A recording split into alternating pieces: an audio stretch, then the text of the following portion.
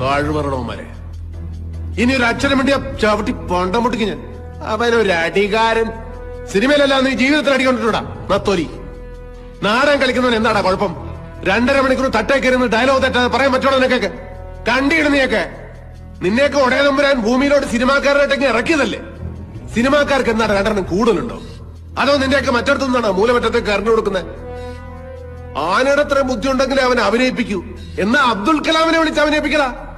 Chance തെണ്ടിയും തെറികേട്ടും തെണ്ണിച്ചും തന്നെയാണ് എല്ലാവരും സിനിമാക്കാരനായിട്ടുള്ളത്. അല്ലാതെ നീയൊക്കെ വീട്ടിൽ ചെന്ന് ഏത് നടനാടാ നടനാക്കിയത്? തിന്ന് എല്ലിന്റെ ഇടക്കറിയപ്പോ നിനക്കൊക്കെ ചാൻസ് വെച്ച് വരുന്നവരോടൊരു പോയി. ഞാൻ ഈ ഊത്തവരിലേക്ക് ഞാൻ എന്റെ പൂഞ്ഞാണി കല്യാണം ചെയ്തത്.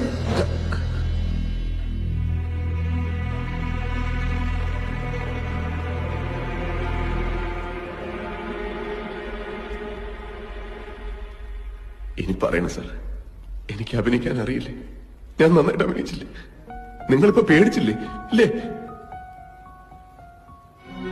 വീട്ടുകാരോടും നാട്ടുകാരോടും ഒരുപാട് നുണ പറഞ്ഞിട്ടാ സാർ ഞാൻ അറിയത്തിരിച്ചു. ഞാൻ ചെയ്തതൊക്കെ ശരിയാണോ എന്ന് എനിക്കറിയില്ല. അറിയാവുന്ന പോലെയല്ലേ സാർ കാര്യങ്ങളൊക്കെ ചെയ്യാൻ പറ്റും. പറ്റുന്നതിന്റെ പരമാവധി ഞാൻ ചെയ്തു.